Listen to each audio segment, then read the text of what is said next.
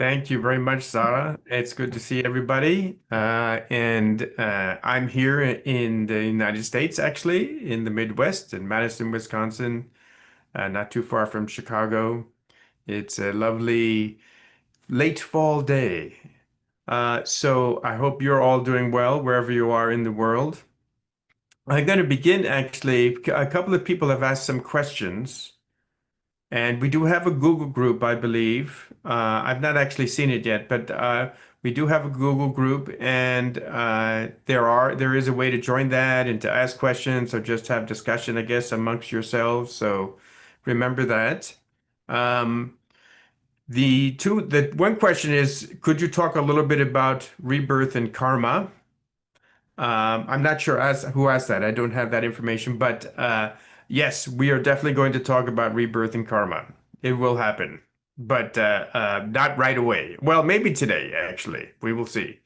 And then understanding the virtuality, the idea that the falsehood or impermanence or illusory nature of the experience we call life that ends and comes back in reincarnation with extra steps. How do we find in life the will to create, and why should we, from the Buddhist point of view, etc.? And there's two things I will say about that. We'll come back to this as well. But one of these is actually, you could say that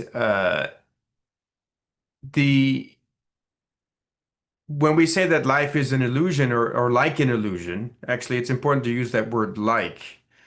Uh, It does not mean that it's meaningless and pointless, or that even that it's completely unreal. It just means it's not real in the way we think it is. So that's very important point for the Buddhist context, that we don't want to we talk about two extremes, and we're going to be getting into that maybe a little today, and actually, yes, definitely a little today, and then also going forward. And one way of talking about, the Buddhist path is said to be the middle way.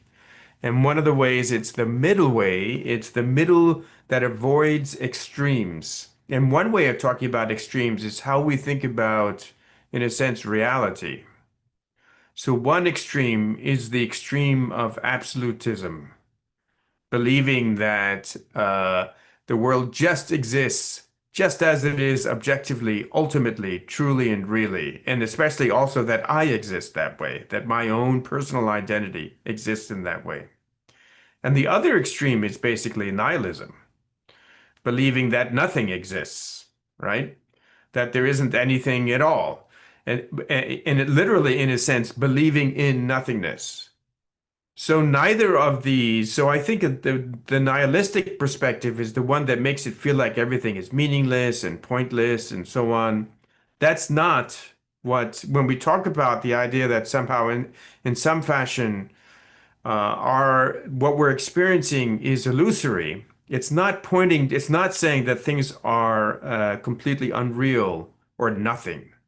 Rather, it's really pointing to the idea that things look one way, but really are another way.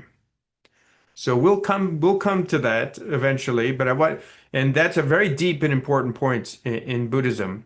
But the other thing is, we're like, where does motivation come from? And one of them is actually, especially for the kind of Buddhism practiced at Gomde in our lineage, is the idea that there is a kind of natural urge, if you like, or an innate urge even to seek well-being, to seek flourishing, and to avoid suffering. And very importantly, that urge itself, that if you want to even call it a drive, is not in itself the problem. The problem is that it's confused, that we don't know how to make that work, and it's also very self-focused, like it's all about me. But when you remove the confusion with wisdom and you change that focus with compassion, then in a sense that drive becomes actually a beautiful thing. It becomes the way we build the Buddha field, is a term that we use. So we'll see that actually that the sort of drive for that flourishing, for well-being, to not be in suffering, that's fundamental actually, even for early Buddhism. And what happens later in Buddhism is that in a sense, we take that drive and we transform it through compassion. So we'll get there eventually. But those are really great questions, and please feel free to ask whatever questions you want in the group. And today we'll also have a little bit of time for questions. We'll go for an hour, and we'll have a little bit of time for questions today. So, um, you might recall last time we talked about the Buddha's life. We kind of ended with him reaching Sarnath or reaching Rishipatana, the park of the rishis or the seers outside of the ancient city of Varanasi, a city on the river Ganges where I lived for a couple of years. And I lived in Sarnath at a Tibetan institute that's located there outside of the city. And he taught his first sermon to his five friends. And you might remember that already we had an example of the notion of the kind of middle way in the Buddha's practice, which was he had eventually kind of gotten involved with a style of practice that said the fundamental problem. So remember, the problem for everyone at this time, or I don't know for everyone, you have to be paying attention, you have to care about it. But the problem for the philosophers and practitioners of the Buddha's time, about 500 years before the start of the Common Era, was basically the problem of suffering. Like, how do we get free of suffering? And the idea was that a big problem was we don't understand the nature of our own identity. We don't understand who we are. So if I want to be free of suffering and I want to be happy, I need to understand who I am. If I think I'm a car and, I pull into a gas station and drink some petrol, some gasoline, well, that's not going to work, right? It's not going to make me happy. What is going to make me happy? Well, part of the idea is we need to understand who we really are in order to do that. So the Buddha was one of many different philosophers at that time who were saying, well, who are we really? What is my true nature? And one version of that is basically that there is a kind of soul, a kind of absolute identity inside of us, that the Sanskrit word for this is Atman. And this Atman, this kind of soul or capital S self, like absolute self, is sort of stuck in the body.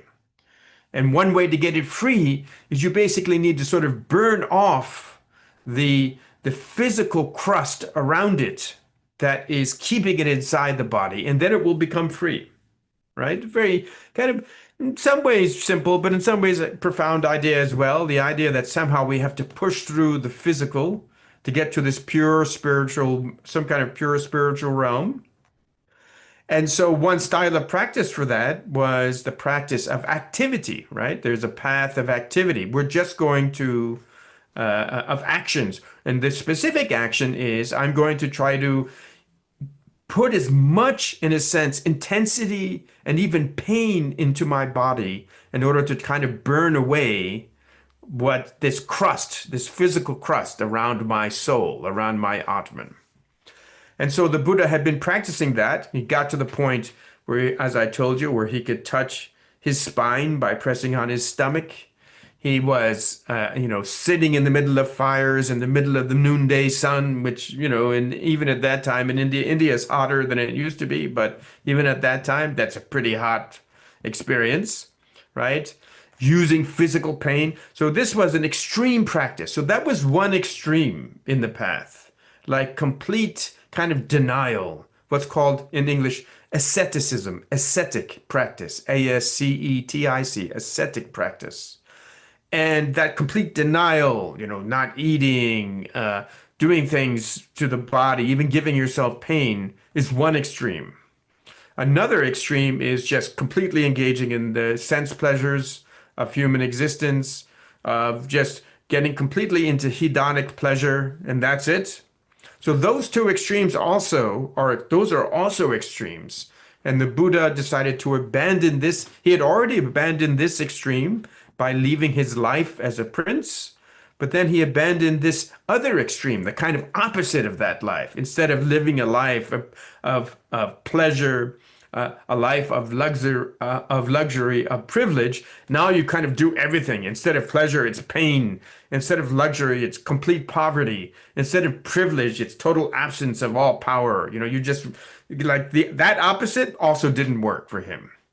So again, we in the story of the Buddha, he sort of decides to start eating. He finally sits under the Bodhi tree in modern day, what's now called Bodh Gaya. He attains awakening. We'll talk about a little more about what awakening is later. And then he walks up to Sarnath and he meets his five friends who he used to practice with, and they try to ignore him, but they can't. They see him, and he's just an astonishing person. Something is special has happened. And then they ask what happened, and he says, "Well, I've realized something." And that then is the invitation for them to ask him to teach. And a very interesting thing, as a kind of side note here in the Buddhist context, is sometimes in some religious traditions, you could even just stand on the street corner and sort of shout out, "You must accept ice cream into your life in order to be saved," whatever your belief is. You have some kind of belief and you can just walk up to people and say, "You must discover this is the truth," right? You can't do that in Buddhism. That's not that, well, people can, of course, but you're not supposed to do that, right? You're not supposed to proselytize or preach. You have to be asked to teach. So the Buddha was asked to teach, and what he taught was the core teachings of the Four Noble Truths that we referred to a little bit last time. And we're going to talk today in more detail about them. But also, one important point here about the Four Noble Truths is that they are, in a sense, part of, especially as Buddhism develops and in our tradition, but even really from the earliest days, the Buddha is not just teaching the absolute truth to individuals, the same thing to everybody. Actually, the Buddha is teaching what people need to hear from their particular perspective, in a sense, from where they are at. What is their level of understanding? What is their level of progress spiritually? What can they handle and what can they not handle? So the teaching of the Four Noble Truths, as I mentioned also last time, is sometimes better translated as the four truths of nobles, or four nobles, four what are called Aryas, people who have a certain level of spiritual advancement. And so you need to be in a certain place in order to, in a sense, even accept that these truths make sense to you, to even entertain them, to even think about them.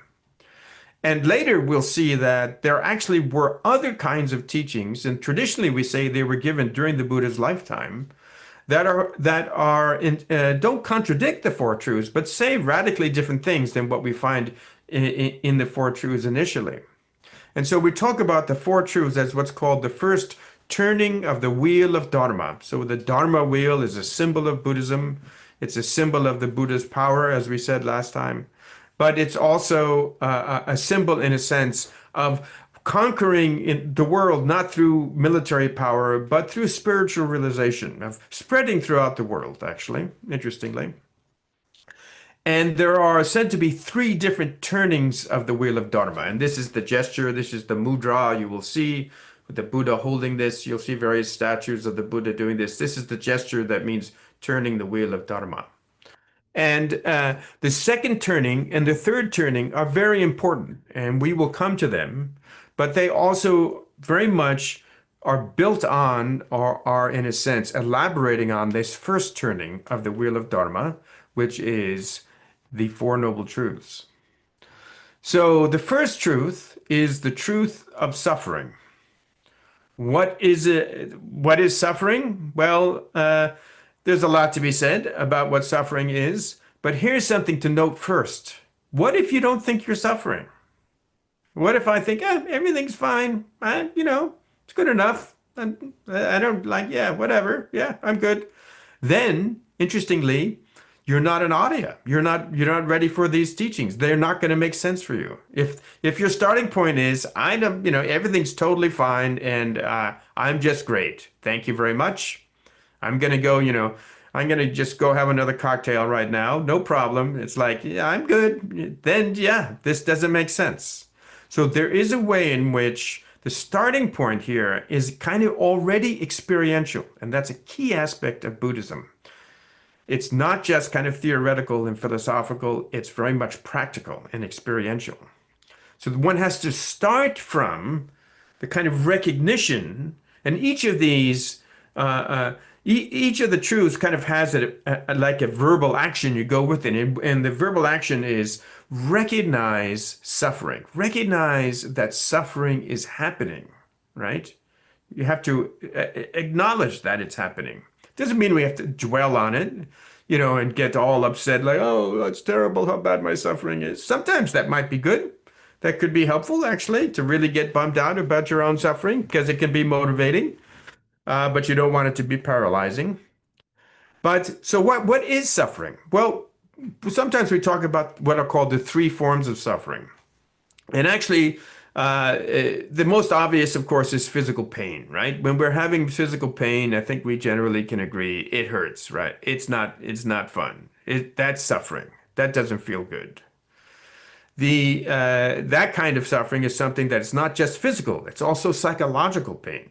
So we can talk about feeling pain psychologically in the sense of feeling really upset, really unhappy, a lot of grief, for example. So there are mental states that we experience as being extremely unpleasant, and those also count as pain. And in fact, you can say the marker of what we mean by pain in this context is precisely how it feels. Is it unpleasant? Is it something that you don't want to experience again? That's one of the ways of defining this kind of suffering, something that you don't want to encounter again. Then the second form of suffering is a little subtler.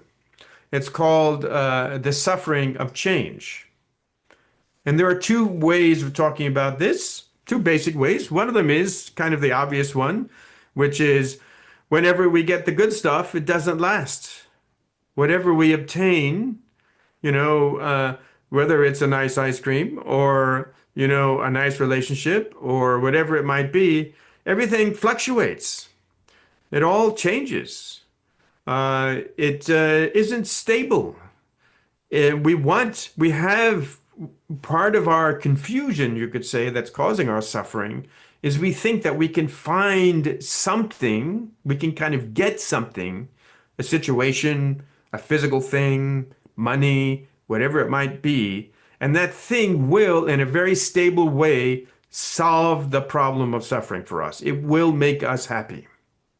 So the idea that like there's a world that is going to be stable in that way is built into the confusion that drives our search for happiness and our attempt to eliminate suffering. So the very instability of our experience and of ourselves is actually a kind of subtler level of suffering.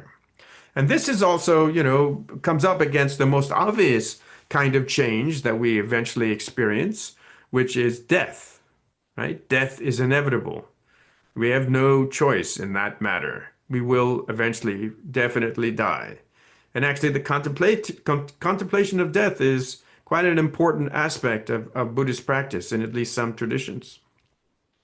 So change, the inevitability of change, and especially the inevitability of our own death, these things is things that we can experience as suffering. But we do in some ways have to pay attention, right? It's not that obvious necessarily. Another, sometimes even less obvious aspect of change is how the good stuff becomes bad. So, for example, just imagine, for some reason I'm thinking about ice cream today, but so just imagine like you do like, I don't eat ice cream in the morning, but I don't know why, but there you go. So imagine like let's say you do like ice cream, and so what we're going to do is, choose your favorite flavor, and we're going to have that flavor for breakfast, lunch, and dinner, just for now on, since you like it so much. So maybe for a few days it'd be good, and then a few days it'd be okay, and then after a little while it'll just be bad.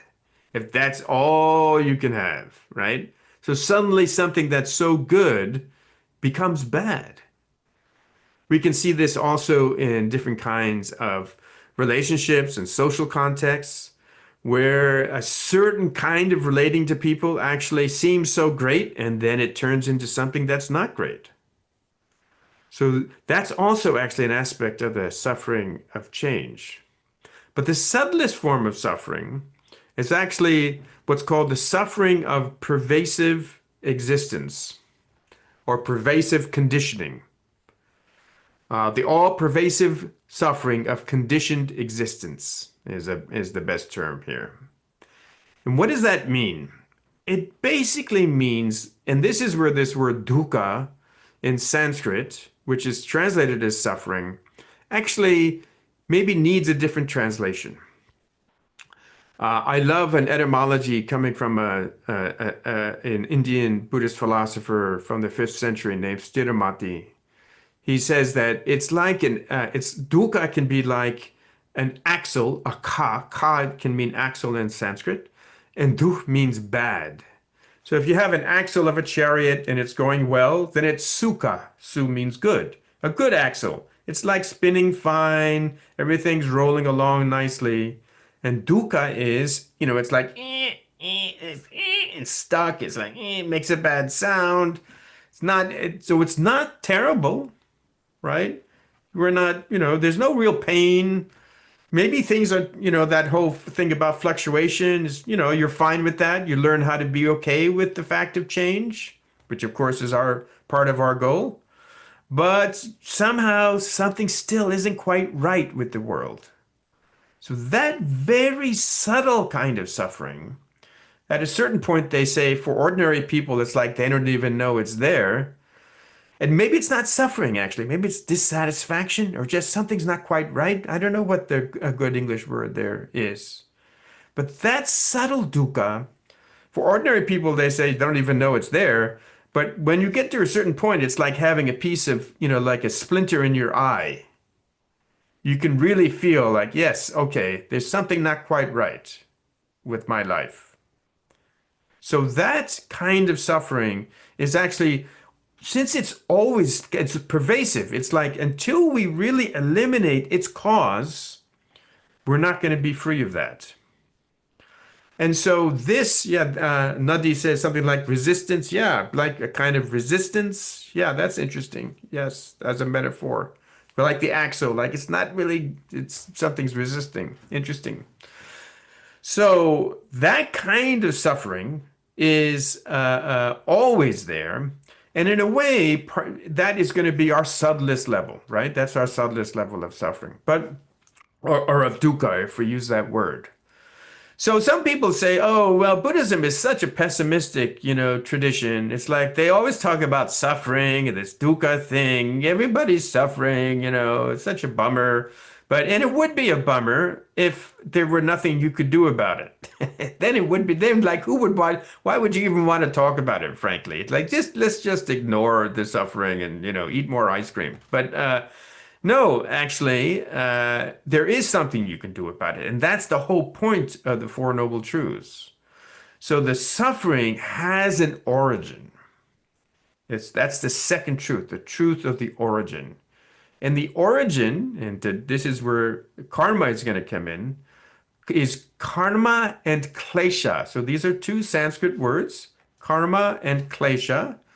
Klesha is a word that we will become familiar with, and I'm going to sometimes translate it as an afflictive mental state, a negative mental state. But it's also good, I think, to just know that word, klesha, Klesha, klesha. And basically, what a klesha is a kind of mental state that by its nature causes dukkha, causes suffering, right? So the reason that we are suffering is that there are mental states that are causing that suffering. Well, that makes sense. What kinds of mental states are we talking about? We'll get into there are many lists. Remember last time I said my friend George Dreyfus likes to say Christians love God and Buddhists love lists.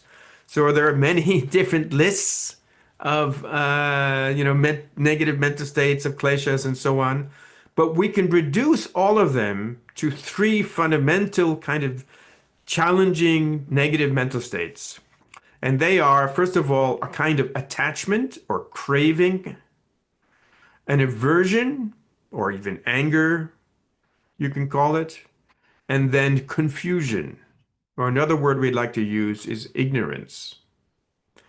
So when we are experiencing, and then we have, then there are long, different lists of, and basically all of our kind of afflictive mental states, all the mental states that lead us to suffer, that create suffering. Some of them we experience as suffering at the time, but not always. We can, in some like really, we're in really pleasurable state of really craving something and kind of getting it and feeling the craving. And sometimes that can be quite enjoyable, right? And even anger for some people can be enjoyable. Like, yeah, I'm really gonna, people sometimes feel like they kind of get energized and they can feel good about being angry, actually.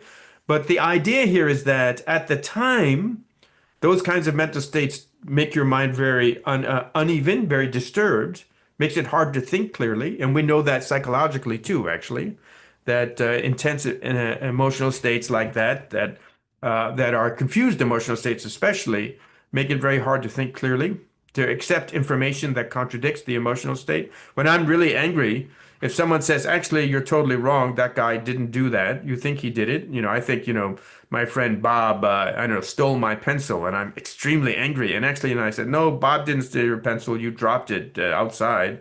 And I go, no, no, he stole it. I just won't believe that this is possible. So these kinds of mental states cause us to not think clearly. They make us disturbed, but they're also, as that example I think illustrates, they are sticky. So if you want, you can think of them as sticky states because that's actually one of the root meanings of this word, klesha. It's a sticky state, a state you kind of get stuck in that causes you to not think that clearly, but also later on causes suffering, right? So the claim is that even if it kind of feels okay at the time, that there's a pleasant sensation occurring with it, eventually that kind of a negative mental state, that kind of the klesha, this sticky state is going to cause you to suffer. So that's kind of a definition of a klesha. So of these three, as we're going to find out, we have karma, we have attachment and aversion, right? Clinging, right? Being, and then aversion. Both of these are rooted in, for our tradition, they are rooted in confusion or ignorance. And that's because all of the different versions of them, so like on the aversion side, you have anger, you have hatred, you have resentment, you have all different kinds of emotional states that are flavors of aversion. And on the attachment side, or you have many different states that are flavors of attachment, like lust and clinging and so on, right? So those are all different versions, but all of them can be categorized basically under attachment and aversion, and both of those are rooted in ignorance. And why is that? Because they are part of what makes them kleshas is that they are based in a fundamental confusion. And at this level, when we're talking about the first turning of the wheel, right? The Four Noble Truths, it's a confusion about the nature of my own identity, the nature of your identity, like a confusion about who you really are. And those emotional states are coming out of that confusion. And you can say that those emotional states basically are tapping into that drive to be happy and to not suffer. And like basically, it's like I want to get the good stuff, so I get attached to the good stuff and I get angry. I have aversion to the bad stuff. But why is there good stuff and bad stuff? Because I want that. I want the good stuff because it'll make me happy. I want to avoid the bad stuff because it'll make me suffer. So attachment and aversion are being driven by that. But since I don't really understand my own nature, they're always going to be confused. They never work, right? They always come up short. So that's kind of so the idea of the origin is that the origin is rooted in confusion, or ignorance. So especially ignorance about personal identity, confusion about personal identity. So that is the root, what we call the root klesha, the fundamental root klesha. Sometimes we talk about these as three poisons. That's confusion or ignorance, aversion, and attachment. But the root one that is confusion or ignorance, and especially about my own personal identity. The claim is we're all of us ordinary people are confused about, innately confused, even without thinking about it. We just kind of have a fundamental habitual misunderstanding about our own nature. There may even be good reasons why we have that, which we might talk about sometime. Meaning, like, it makes sense if you want to survive in samsara, right? In the world of suffering, what we call samsara, maybe having that confusion is good. But, maybe that's not, maybe we want to get out of that game and play a different game. So then we have karma, which is part of one of the questions we had today. So what is karma? Karma is a word in Sanskrit that means action. It just means action, actually. And we can have physical actions, right? We can have vocal actions, and we can have mental actions. So those are three kinds of actions. Now, when we are having an action, when we do something, what do we need? What has to happen? Does it just kind of randomly happen? When we're talking here about actions specifically that are motivated by intentions. So when I am acting, there's some kind of an intention that is driving that action. It may be an intention that I'm barely aware of, right? In order for me to notice it, I really have to reflect on it. But something is, even like when I'm making my gestures like this, there's some kind of intentionality operating that's driving those actions. They're not just happening randomly. So that intention itself is karma. Okay? The intention to act is what we mean by karma, not the action itself. So this is a little confusing, but it's what we say, it's a metaphorical use, which would be like if I held up an apple seed and I said, here's an apple tree. So I'm talking about the cause of the apple tree, which is the apple seed, but I'm calling it an apple tree. Likewise, when I say karma, I'm actually talking about the cause of karma, cause of action, which is intention. But I'm using the word karma, the action, to refer to the intention. Okay?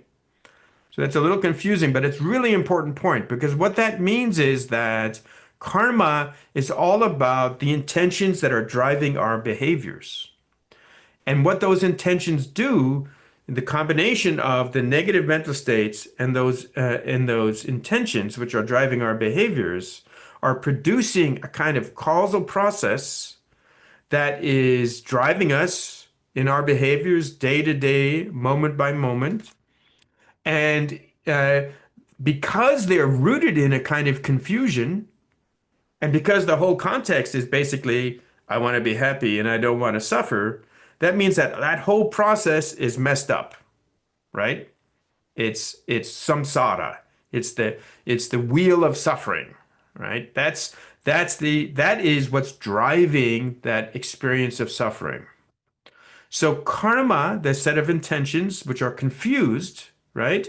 And the kleshas, the negative mental states, the sticky negative mental states that are sometimes being produced by those intentions, and sometimes they are driving those intentions, right? Those together are producing our experience of dukkha. Even that very subtle sense like, the resistance, something's not quite right in the world. Like, there's something not right in my life somehow. Right? So that's that understanding. So again, this would be very pessimistic, right? This would be a kind of a bummer if you could say, okay, well, we've identified the causes of our suffering, and that's great. Now we have a model, and yeah, there's nothing we can do about it. Well, fortunately, there is something we can do about it, and that's where the third noble truth comes in, which is that it's pointing out the possibility and the reality from the tradition standpoint of obtaining the cessation of suffering. right? So the third truth is cessation. So we need to recognize our, sort of acknowledge our dukkha, eliminate the origin, the cause of it, and when we do that, then we achieve the cessation, which we call nirvana, right? So the fundamental characteristic of nirvana is that it's peaceful, that it is devoid of dukkha, even of that very subtle kind of dissatisfaction. That is the key characteristic of nirvana. We'll say more about nirvana, but the main point here is that it's in the early phase here, it's defined primarily as the absence of dukkha, but also more than that, that it has a kind of clarity, a peacefulness to it, and even a blissfulness to it. But it's especially in what is, in a sense, you could say it's the state, it's almost, you could almost interpret it as saying it's what's already there for us if we could just get rid of what's blocking it. It's not so much something you have to create as something you allow to happen. And that's in some ways already there. It's just a matter of stopping certain things. So that perspective is really quite interesting. That'll become very important later. The idea that in some ways, actually, we're already in nirvana, that it's already kind of present. It's just a matter, it's not a matter of making it happen. It's just a matter of stopping some other things. That's a very intriguing idea that there's a kind of aspect of our experience that's already like that, actually. So the claim, of course, is that the Buddha himself obtained nirvana. And when he's teaching the Four Truths, he's basically saying, yeah, in my experience, this has happened. I've obtained this. But then many other people, including his five friends, during his lifetime were said to have obtained this state of nirvana. And a term, an important term that's good to know in Sanskrit for someone who's obtained nirvana is an arhat. An arhat is someone who's obtained nirvana, A-R-H-A-T. And it basically, one definition of it, kind of fanciful etymology is coming from Sanskrit, is it's arihanyate, it's one who has defeated the enemy. What's the enemy? One's own kleshas. I've overcome the kleshas, I've transformed the kleshas, and now I'm free. I've obtained, another word for nirvana is moksha, liberation. I've obtained liberation. So great. We know that the Buddha, for example, he says he's there talking to his friends. He says, now, there's this dukkha, this fundamental dissatisfaction. This is the cause. I've reached I've achieved, that's all that is stopped for me, and now I'm in this peaceful state of nirvana. And again, it would be a bummer if, well, great, you did that, but what do we do? And actually, well, fortunately, there is something we can do, which is the path. So that's the fourth noble truth. So we recognize suffering. We're going to eliminate the origin, achieve the cessation, which is nirvana, the peaceful, blissful state of nirvana, and we're going to practice the path in order to do that. So there are many ways of talking about the path to be practiced. Sometimes people talk, especially in the Theravada tradition, is fond of the idea of the Noble Eightfold Path. You may have heard of that. But here I'd like to introduce something that is a good way of thinking, because this will be helpful for us as we go forward. Like, okay, well, what do we need to do in order to eliminate the causes of suffering? What are the causes? Klesha and karma are conditioning from the way we are, our intentions. I want this, I don't want that, I want this, I'll do this, I don't like this, I don't like those intentions, which are caught up in negative mental states. They are producing our suffering. So how do we get rid of them? We get rid of their fundamental cause, which is confusion, which is ignorance. So then what we need to do is, obviously, we need to understand, well, what is this? What exactly is this confusion or ignorance? And then we need to eliminate it. So this will be a process. So I'm going to talk about two different processes, we can say, that are very important for the path. And one of them is we talk about three kinds of training. We talk about training in morality or ethical practice, training in meditation, or even attention, you can almost say, concentration, and training in wisdom. So the idea here is that what's the cause of suffering? The root cause is ignorance, confusion or ignorance. And now let's use that word ignorance because it sounds especially to be the opposite of wisdom. Maybe confusion does too, but and wisdom, so we're going to have a training in wisdom. We're going to train ourselves to cultivate wisdom. We're going to cultivate wisdom. What is wisdom? Wisdom, first of all, is what eliminates ignorance. That is the solution, right? So remember, we talked last time about the idea of different kinds of paths, a path of devotion, a path of action, like the Buddha was trying by starving himself and so on. Didn't work. But this is a path of knowledge, or even you can translate that as a path of wisdom. So wisdom is the key. Wisdom is what is going to eliminate our suffering. Wisdom specifically is what's going to eliminate our suffering by eliminating its cause, which is ignorance. And what is wisdom? It's the antidote to ignorance, if you like. But another way to define it is wisdom is seeing the way things really are. That's it. Yatha bhuta darshana in Sanskrit. Seeing the way things really are. Seeing reality, seeing what's really going on will solve our dissatisfaction. It's a very interesting idea, right? It's not like cultivating certain emotions or, doing a lot of yoga or whatever it might be, right? That's not it. It's like seeing reality, actually, is what will eliminate our dissatisfaction. And not only that, wisdom then opens the path to flourishing, opens the path to bliss, right? So it is key, and it's the fundament in the teaching in the Four Noble Truths. That's the fundamental teaching here is what we all need to do is cultivate wisdom. We'll find out that that means more. Not that's what we need, but we can't just get it on its own.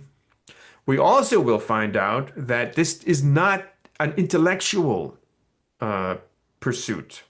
Yes, we use reasoning, we read books, we talk, we debate, we do philosophical analysis. But when we say wisdom, that's why the idea of seeing, right, is really good.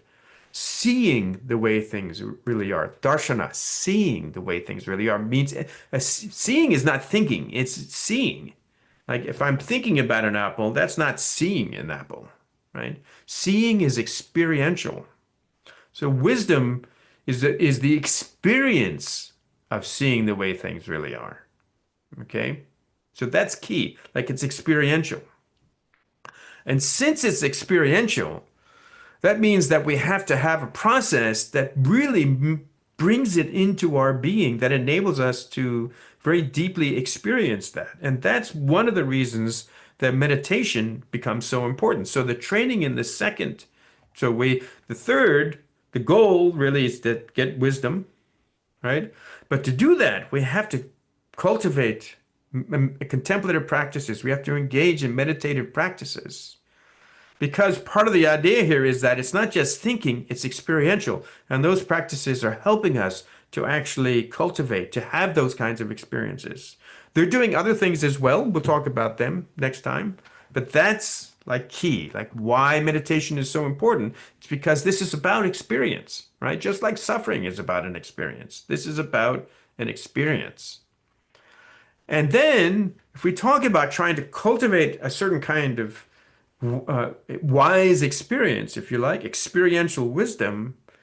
In order for us to do that, part of what we can't have is a really chaotic mind, right? If my mind is like constantly kind of disturbed, we start out with confusion. So, an interesting point here that for all of us ordinary people, now some of you out there might be Buddhas, and I bow to you. So, I apologize for like talking about the Dharma to a Buddha. Sorry about that. But, I'm sure you're compassionate, so you don't mind. But, uh, uh, the key thing about that we mentioned last time as well, but worth reiterating is the Buddha was an ordinary person and became a Buddha.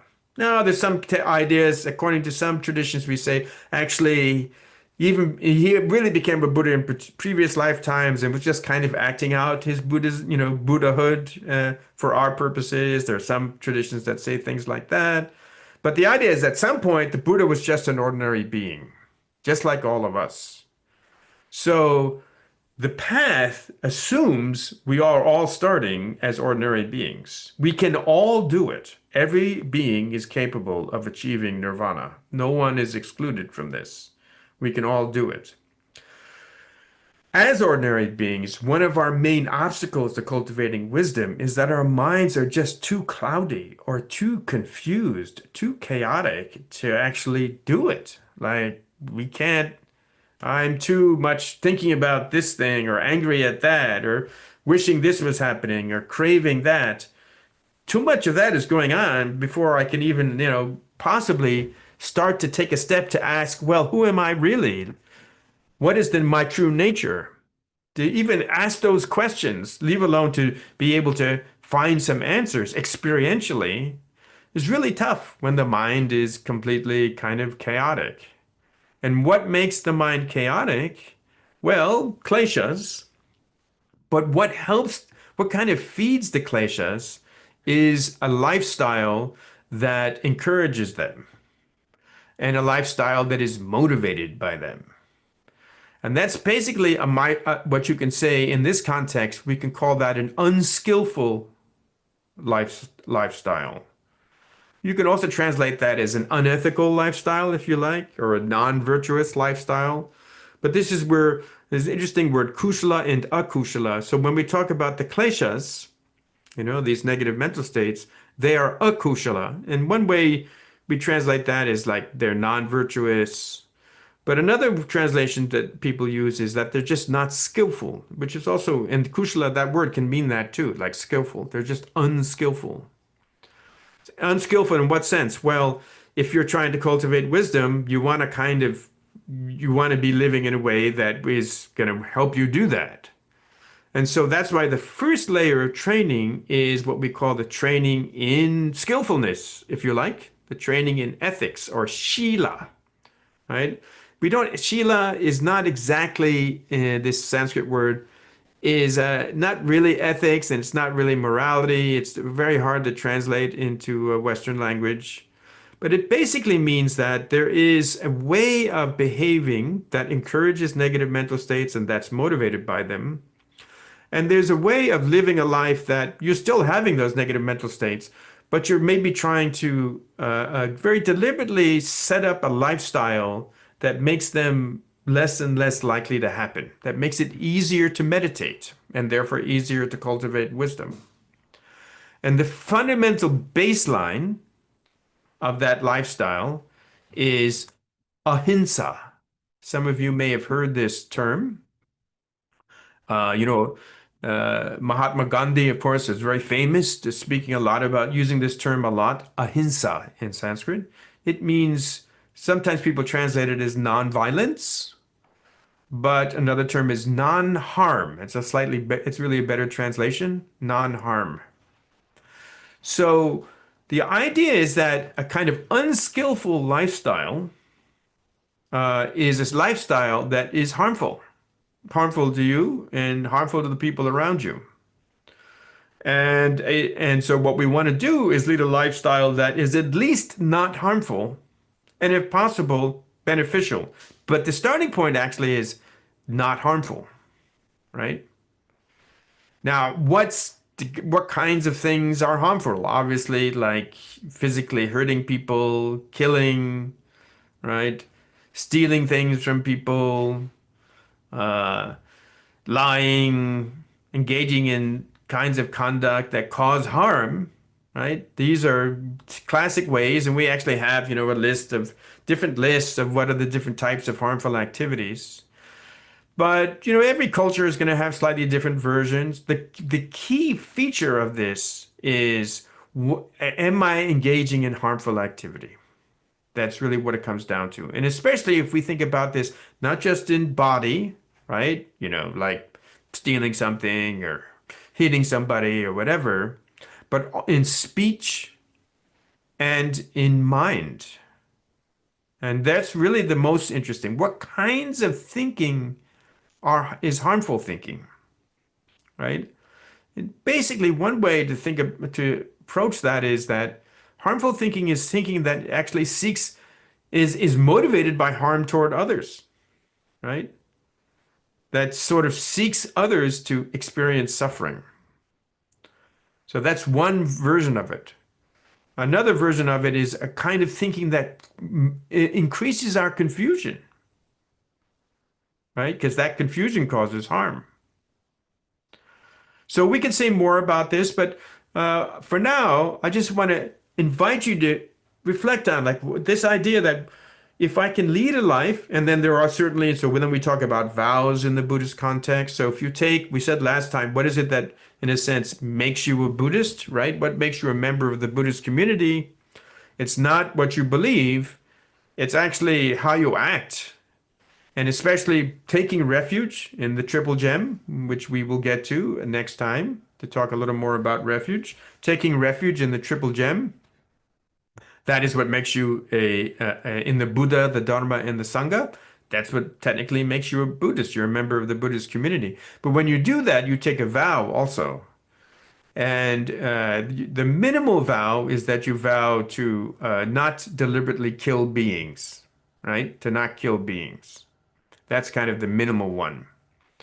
And there are other kinds, but basically what you're vowing to is I'm going to try to not be so harmful to myself and others. That's the kind of minimal vow that one takes. And there are more elaborate, vows and lists and so on. And if you're interested, we can talk about that. But my main point here is this. The path really comes down to cultivating wisdom. And there's a lot to the path. There's much more than we've talked about, but it really comes down to cultivating wisdom because wisdom is what eliminates ignorance, which is the fundamental cause, the fundamental origin of suffering, of dissatisfaction, of dukkha. And that wisdom that eliminates ignorance can only be cultivated experientially, which means we need meditative practices to help us cultivate it for various reasons that we'll talk about. But to engage in those kinds of meditative practices, we can't have a chaotic mind. So we also then need to cultivate a lifestyle, a skillful lifestyle that is at least avoiding harm and hopefully creating benefit. So I'm not leaving you too much time for questions today, but don't forget you do have uh, Uh, and then we have one question from Jacob, which says, and so let's turn to questions now. And online, feel free if you're, what I mean rather is if you want to chat, feel free to just drop it in the chat, but you can also turn on your mic if you like. So Jacob says, just for clarification, seeing and accepting reality for the way it is cultivates wisdom. Attempt to live a lifestyle that helps cultivating wisdom. Cultivating wisdom plus cultivating knowledge equals reducing confusion and ignorance, which aids in a better understanding of who you are. Yeah, that's basically right. What I would add in there, though, is that, Jacob, is that to cultivate wisdom, we also need to cultivate a certain kind of clarity and stability of mind. And I didn't really say that. I mean, I didn't say that. But maybe it was implied when I'm talking about meditation practice. So you can think of one of the main goals of meditation practice is to cultivate clarity and stability. And so, because that clarity and stability is what allows that wisdom to emerge. Okay, any other questions? Any other questions? Yes, no. What is the difference between an arhat and a Buddha? Good question, Klaus. Arhat starts with A and Buddha starts with B. No. Uh, okay, so this gets a little complicated. A Buddha is an Arhat and an Arya. Uh, a an but not all Arhats are Buddhas, but they are all Aryas. Okay, but an Arya is not necessarily an Arhat or a Buddha. So we have these three terms that are good to track. An Arya is someone, so we talked about that term in the Arya Satya, the noble truths, right? So is it someone who's spiritually advanced? But when we use it as a technical term, it means specifically someone who has had this direct experience of the nature of reality. So that's an Arya. And there are kind of eight kinds of Aryas as they progress along the path. And then when you reach the end of the path and you attain nirvana, you're an Arhat. The Buddha, and it's not just our Buddha, so to speak. There are like many infinite Buddhas in the past, future, and in the present, infinite number of Buddhas, an infinite multiverse. But a Buddha is different than, so an Arhat has attained nirvana, a Buddha hasn't attained nirvana, but a Buddha, for our tradition, has attained a slightly different kind of nirvana that we'll talk about later.